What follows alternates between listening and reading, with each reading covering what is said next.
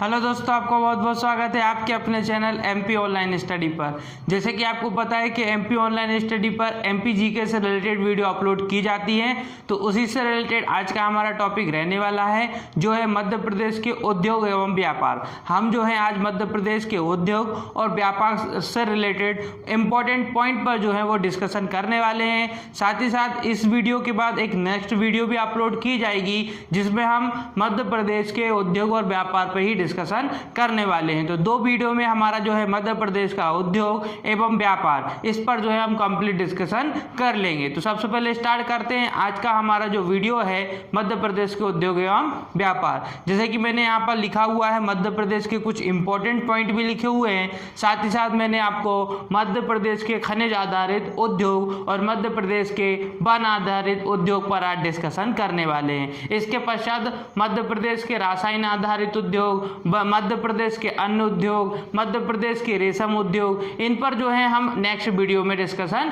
करने वाले हैं। तो आज का वीडियो इंपॉर्टेंट रहने वाला है। खासतौर पे अगर हम देखें एमपीपीएससी की जो लिखित परीक्षा होती है उसमें मध्य प्रदेश से के उद्योग से रिलेटेड कई इंपॉर्टेंट क्वेश्चन बनते हैं। तो स्टार्ट करते हैं आज की हमारी वीडियो जो है हमारे मध्य प्रदेश के उद्योग एवं व्यापार। बात करें अगर मध्य प्रदेश के उद्योग के आधार पर तो 7वें स्थान पर मध्य प्रदेश आता है। अगर पूरे भारत के अकॉर्डिंग देखें तो उद्योग के आधार पर मध्य प्रदेश 7वें स्थान पर आता है, परंतु 7वें स्थान पर आने के पश्चात भी मध्य प्रदेश राज्य जो है वो उद्योग की दृष्टि से पिछड़े राज्यों में गिना जाता है। उद्योग की दृष्टि से पिछड़े राज्यों में गिना जाता है। बात करें अगर मध्य प्रदेश की जनसंख्या के आधार पर तो आपको 1 लाख पर मध्य प्रदेश में 1 लाख पर आप 1 लाख व्यक्ति पर आपको 5 फैक्ट्री देखने को मिलती हैं मध्य प्रदेश के अंतर्गत। वहीं हम अगर भारत के आंकड़े की बात करें तो भारत के आंकड़े के आधार पर 1 लाख व्यक्ति पर जो है वहाँ आपको 14 फैक्ट्री देखने को मिलती है। मतलब मध्य प्रदेश में फैक्ट्रियों की संख्या मजदूरों की संख्या या व्यक्तियों की संख्या की तुलना में कम है, जिसके कारण बेरोजगारी लगातार क्या होती जा रही दोस्तों, बढ़ती जा रही है। अगर फैक्ट्रियों की संख्या में वृद्धि होगी तो फिर बेरोजगारी की संख्या में भी क्या हो जाती है, कमी हो जाती है। तो स्टार्ट करते हैं इसी के साथ कुछ पॉइंट मैंने आपको बताए जो आने वाली एग्जाम से इंपॉर्टेंट हैं। अब बात करते हैं मध्य प्रदेश के कुछ प्रमुख आपको औद्योगिक केंद्र देखने को मिलेंगे जिसको केंद्र सरकार द्वारा औद्योगिक केंद्र का दर्जा दिया गया है। आपको मध्य प्रदेश में कुछ औद्योगिक केंद्र देखने को मिलेंगे जिसको केंद्र सरकार द्वारा क्या किया गया है, औद्योगिक केंद्र का दर्जा दिया गया है। तो आप देख सकते हैं केंद्र सरकार द्वारा स्वीकृत औद्योगिक केंद्र जिनको केंद्र सरकार द्वारा स्वीकृत किया गया है। जैसे कि एक आपको औद्योगिक केंद्र प्रीतमपुर में देखने को मिलेगा और प्रीतमपुर जो है वो धार जिले के अंतर्गत आता है। उसके बाद आपको एक जो है वो पुरैना देखने को मिलेगा। बात करें पुरैना की तो पुरैना आपका पन्ना के जिले के अंतर्गत आता है। इसके बाद मालनपुर की बात करें तो ये भिंड के अंतर्गत आता है। मेघनगर की बात करें तो झाबुआ के अंतर्गत आता है। मनेरी की बात करें तो मंडला के अंतर्गत आता है और पालू खेड़ी की अगर हम बात करें तो ये राजगढ़ के अंतर्गत आता है। तो इतने इंपॉर्टेंट 6 जो हैं वो हमारे औद्योगिक केंद्र हो जाएंगे जिसको केंद्र सरकार द्वारा जो है औद्योगिक केंद्र का दर्जा दिया गया है। और साथ ही साथ आपको जिले भी याद रखना है, प्रीतमपुर धार, पुरैना पन्ना, मालनपुर भिंड, मेघनगर झाबुआ, मनेरी मंडला, पालू खेड़ी आपका जो है वो राजगढ़ के अंतर्गत हो जाएगा। तो इतने पॉइंट आपको इसमें याद रखना है।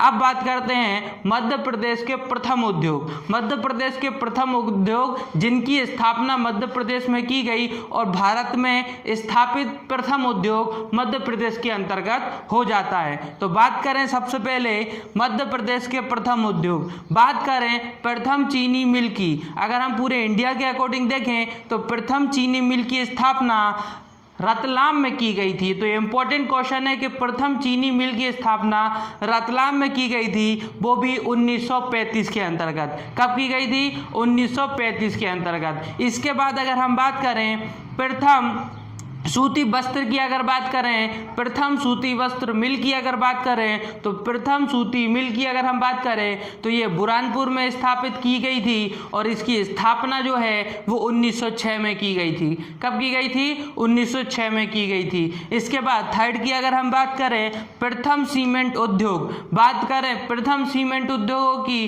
तो इसकी स्थापना जो है वो मुरैना जिले के अंतर्गत जो है 1922-1923 के लगभग में की गई थी। तो प्रथम सीमेंट मिल या प्रथम सीमेंट फैक्ट्री की अगर हम बात करें तो इसकी स्थापना मुरैना में सन 1922 या 1923 के मध्य में की गई थी। इसके बाद आ जाता है हमारा प्रथम कागज उद्योग। प्रथम कागज उद्योग की स्थापना जो है वो बुरहानपुर के अंतर्गत नेपानगर एक क्षेत्र आता है, यहाँ पर जो है प्रथम कागज मिल की स्थापना की गई थी और ये स्थापना जो है वो 1948 के लगभग में की गई थी। बात करें कागज मिल की तो ये जो है न्यूज़पेपर जो होता है वो कागज बनाने की फैक्ट्री है। जो न्यूज़पेपर हम पढ़ते हैं वो न्यूज़पेपर के कागज बनाने वाली फैक्ट्री कौन सी है? प्रथम कागज उद्योग, जो बुरहानपुर नेपानगर के अंतर्गत 1948 में स्थापित की गई थी। तो ये प्रमुख हमारी फैक्ट्री थी जो मध्य प्रदेश में प्रथम स्थान रखती है। साथ ही साथ हमने कुछ औद्योगिक केंद्र पढ़े। इसी के साथ आज का जो टॉपिक है वो है हमारा मध्य प्रदेश के खनिज आधारित उद्योग। मध्य प्रदेश के आज हम खनिज आधारित उद्योग भी पढ़ने वाले हैं और मध्य प्रदेश के वन आधारित उद्योग भी पढ़ने वाले हैं। ऐसे उद्योग जो खनिजों पर निर्भर करते हैं खनिज आधारित उद्योग कहलाएंगे और ऐसे उद्योग जो वनों पर निर्भर करते हैं वन आधारित उद्योग कहलाते हैं। जैसे कि कागज बनाने के लिए वनों की आवश्यकता होती है, इसलिए कागज उद्योग जो हो जाएगा वो वन आधारित उद्योग हो जाएगा। तो इस प्रकार जो है कुछ हम वन आधारित उद्योग भी पढ़ेंगे और कुछ जो है कागज आधारित उद्योग भी पढ़ने वाले हैं। तो साथ ही साथ देखते हैं मध्य प्रदेश में खनिज आधारित उद्योग। तो जो खनिजों पर निर्भर करते हैं, खनिजों पर जैसे चट्टानों से खोद कर निकाला जाता है ऐसे उद्योग। तो ऐसे उद्योग में सबसे पहला उद्योग जो हो जाएगा वो हो जाएगा सीमेंट उद्योग। सीमेंट उद्योग की अगर हम बात करें तो इसकी आपको जो है 5 प्रमुख फैक्ट्रियां देखने को मिलेंगी। सीमेंट उद्योग की आपको जो है 5 प्रमुख फैक्ट्रियां देखने को मिलेंगी और ये 5 प्रमुख फैक्ट्रियां जो हैं वो यहाँ पर मैंने लिखी हुई है। जैसे कि एक फैक्ट्री है बानमोर फैक्ट्री, दूसरी हो जाएगी कैमोर फैक्ट्री, तीसरी हो जाएगी सतना सीमेंट फैक्ट्री, चौथी हो जाएगी नीमच फैक्ट्री और 5वीं हो जाएगी मैयर फैक्ट्री। तो ये 5 प्रमुख फैक्ट्रियाँ हैं जो सीमेंट उद्योग से लगभग हैं। तो बात करें अगर सीमेंट उद्योगों की, जिसमें सबसे पहली फैक्ट्री की बात करें बानमोर फैक्ट्री, तो बानमोर फैक्ट्री की स्थापना 1922 में मुरैना में की गई थी। 1922 में मुरैना में की गई थी और यहाँ पर जो है पोर्टलैंड प्रकार की सीमेंट का उत्पादन किया जाता है। पोर्टलैंड प्रकार की एक सीमेंट होती है, इसका उत्पादन मुरैना के अंतर्गत किया जाता है बानमोर फैक्ट्री में, जिसकी स्थापना 1922 में की गई थी। इसके पश्चात सेकेंड बात करते हैं कैमोर फैक्ट्री। बात करें अगर कैमोर फैक्ट्री की तो 1923 में इसकी स्थापना कटनी के अंतर्गत, कटनी एक जिला है उसके अंतर्गत की गई थी। साथ ही साथ यहाँ पर एस्बेस्टस तथा सीमेंट की जो है चादरें बनाई जाती हैं। तो ये इंपॉर्टेंट हो जाता है कि कटनी के अंतर्गत कैमोर फैक्ट्री में एस्बेस्टस तथा सीमेंट की जो है चादरें बनाई जाती हैं। कहाँ पर?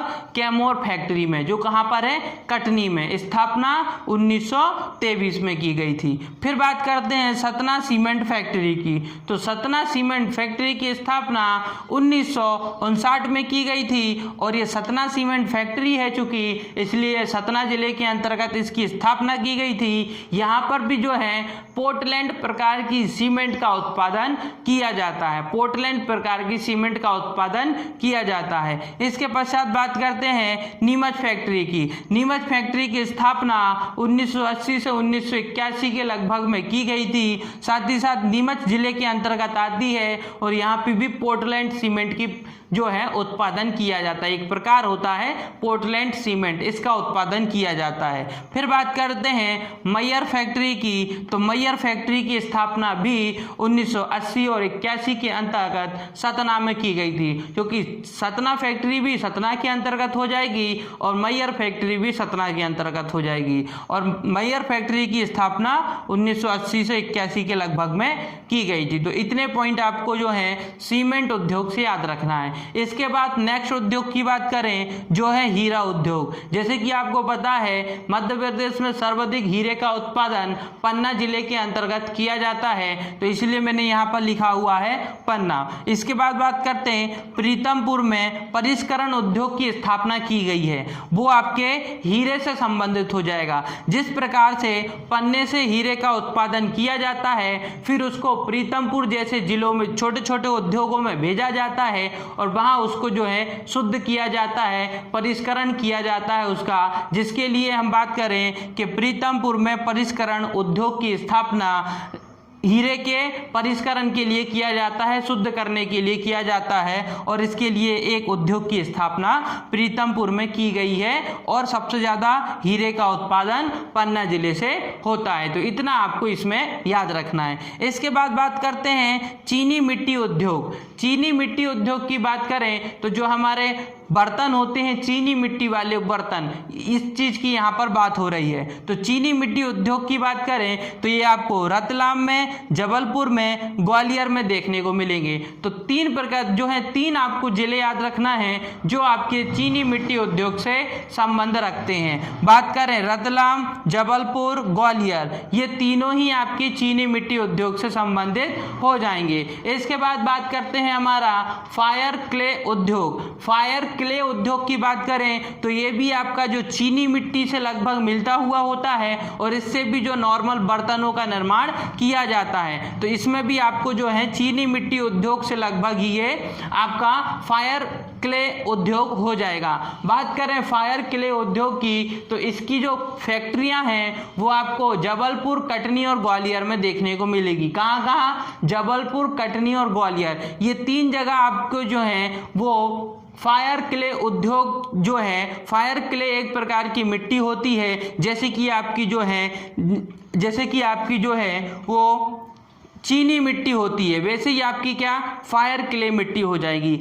इससे भी जो है नॉर्मली बर्तनों का ही निर्माण किया जाता है, कभी कभी ईंटों का, इस मिट्टी का उपयोग ईंटों के निर्माण में भी किया जाता है। लेकिन आपको सिर्फ फैक्ट्रियाँ याद रखना है, जबलपुर, कटनी और ग्वालियर में हो जाएगी। इसके बाद बात करते हैं तांबा एवं लोहा आधारित उद्योग। तांबा एवं लोहा आधारित उद्योग की बात करें तो ये आपको भोपाल में देखने को मिलेगा। भोपाल में एक आपको प्रमुख फैक्ट्री जिसका भेल नाम है, ये आपको इंपॉर्टेंट हो जाती है। भेल की स्थापना जो है वो भोपाल के अंतर्गत की गई है, ये आपको याद रखना है। इसके बाद बात करते हैं इंदौर, प्रीतमपुर, देवास, तीन जगह आपको परिष्कृत केंद्र देखने को मिलेंगे। मतलब लोहा तथा तांबे का जब उत्पादन हो जाता है तो उसको शुद्ध करने के लिए, उसको शुद्ध बनाने के लिए परिष्कृत केंद्र का उद्योग स्थापना की जाती है। तो ये इसकी स्थापना इंदौर, प्रीतमपुर और देवास में की गई है। याद रखना, इंदौर,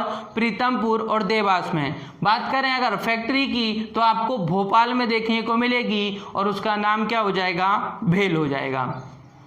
इसके बाद बॉक्साइट आधारित उद्योग की बात करें तो बॉक्साइट जैसे कि आपको पता है अमरकंटक में जो है बॉक्साइट आधारित उद्योग देखने को मिलेगा और सिंगरौली में आपको एल्यूमिनियम आधारित उद्योग देखने को मिलेगा।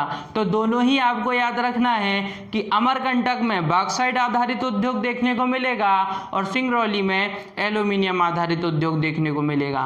फिर बात करते हैं उर्वरक कारखाना। जो उर्वरक होते हैं हमारे, उसके कारखाने आपको झाबुआ, गुना में देखने को मिलेंगे। और यहाँ जो उर्वरक उत्पादन फैक्ट्री जो है, यहाँ पर रॉक फास्फेट का उत्पादन किया जाता है। रॉक फास्फेट मतलब चट्टानों से फास्फेट निकालने का कार्य यहाँ पर किया जाता है। तो उर्वरक कारखाने की अगर बात करें तो झाबुआ, गुना में आपको रॉक फास्फेट के रूप में इसका उत्पादन किया जाता है, उर्वरकों का उत्पादन किया जाता है। इसके बाद बात करते हैं मध्य प्रदेश में वन आधारित उद्योग। वनों पर आधारित आधारित उद्योग की बात करें तो इम्पोर्टेंट हो जाते हैं वनों पर आधारित उद्योग, क्योंकि कई प्रकार के उद्योग वनों पर ही पूर्ण रूप से निर्भर होते हैं। और जैसे कि आपको पता है कि वनों को काटने से लगातार क्या होता है, जल प्रदूषण, वायु प्रदूषण, ध्वनि प्रदूषण, कई प्रकार के प्रदूषण होते हैं और वातावरण में कई प्रकार की हानिकारक गैसें उत्पन्न हो जाती हैं। लेकिन फिर भी कहीं ना कहीं बात करें अगर हम,